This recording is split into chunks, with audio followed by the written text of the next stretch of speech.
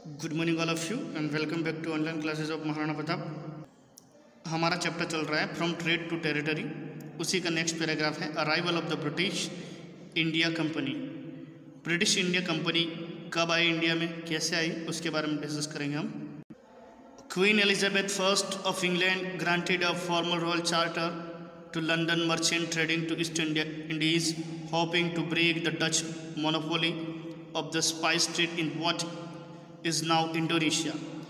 England की जो queen जो थी एलिजाबेथ फर्स्ट, उन्होंने वहाँ के जो मर्चेंट जो थे, मर्चेंट का मतलब होते हैं ट्रेडर्स, मर्चेंट का जो चार्टर जो था उसको ग्रांटेड कर दिया, यानी कि परमिशन दे दी, ताकि जो डच जो कंपनी है जो कि स्पाइस ट्रेड के अंदर उनकी मोनोपोली चलती है, मोनोपोली मतलब एकाधिकार, एक तरह से वही चलाते हैं, तो उस मोनोपोली को कम करने के लिए एलिजाबेथ फर्स्ट जो थी इंग्लैंड की महारानी या क्वीन, उसने वो चार्टर जो था रॉयल चार्टर उसको ग्रांट कर दिया। During its first century of operation the focus of the company was trade. Company का जो फर्स्ट सेंचुरी का जो टाइम पीरियड था, मतलब जब कंपनी बनाई गई थी, कौन सी कंपनी, ईस्ट इंडिया कंपनी जब बनाई गई थी, तब उसका फर्स्ट फोकस जो था वो ट्रेडिंग का था, मतलब वो ट्रेडिंग पर्पज से वो बनाई गई कंपनी थी, not the building of an empire in India. जैसा कि बाद में ये कंपनी जो थी उसने इंडिया में अपना एक एम्पायर इस्टेब्लिश कर दिया, लेकिन पहले जो ईस्ट इंडिया कंपनी जो बनाई गई थी उसका मेन पर्पस जो था वह ट्रेड करना था, ट्रेडिंग के पर्पज से ईस्ट इंडिया कंपनी बनाई गई थी। लेकिन बाद में कुछ सर्कमटेंसेस ऐसे बने कि ईस्ट इंडिया कंपनी जो थी उसने एक एम्पायर जो था वो इंडिया में इस्टेब्लिश कर दिया। English traders frequently engaged in the hostilities with their Dutch and the Portuguese counterparts in the Indian Ocean. East India company जो थी उसके जो लोग जो थे वो डच और पोर्चुगीज के साथ में इंडियन ओशन के आसपास में हमेशा काउंटर अकाउंट करते रहते थे, काउंटर अटैक करते रहते थे। The company achieved a major victory over the Portuguese in the Battle of Sally in 1612 at the Suwali in Surat. East India company जो थी उन्होंने सुवाली की बैटल में 1612 में पोर्चुगीज जो थे उनको डिफीट कर दिया।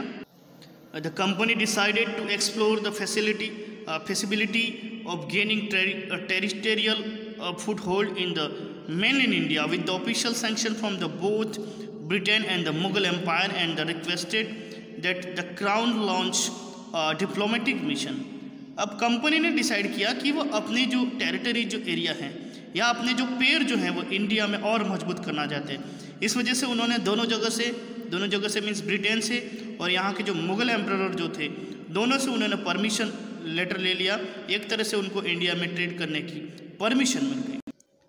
इन 1612 James first instructed sir Thomas Roe to visit the Mughal emperor Nuruddin Salim Jahangir to arrange for a commercial treaty that we give the company exclusive right to reside and establish factories in Surat and other areas.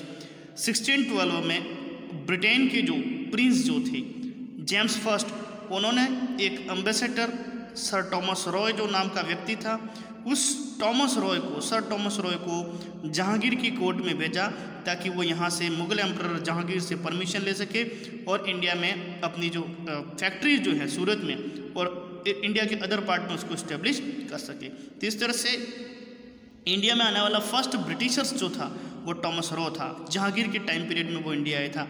In return the company offered to provide the emperor with goods and rarities from the European market. बदले में company ने emperor को offer दिया कि Britain में बनने वाले कई सारे गुड्स और कमोडिटीज़ जो हैं वह इंडियन मार्केट में वो सेल करेंगे, या एक तरह से एम्परर को वो गिफ्ट में देंगे। This mission was highly successful and Jahangir sent a letter to James through sir Thomas Roe. ये मिशन जो था वो सक्सेसफुल हुआ और जहांगीर ने एक परमिशन लेटर जो था वो सर टॉमस रॉ के हाथों जेम्स के पास में भिजवा दिया। कौन सी परमिशन?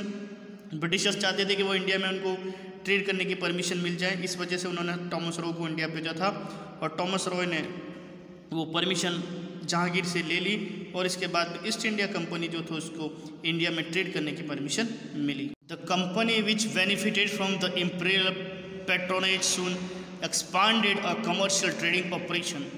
कंपनी जिसको इंडिया में बिजनेस करने की एक तरह से परमिशन मिल गई, उसका बेनिफिट और बढ़ता गया इस वजह से कंपनी जो थी उसने अपने जो कमर्शियल ट्रेडिंग जो ऑपरेशन जो थे उसको इंडिया में एक्सपांड करना स्टार्ट किया। मतलब अब ट्रेडिंग पोस्ट जो थी वो ब्रिटिशर्स की बढ़ती गई।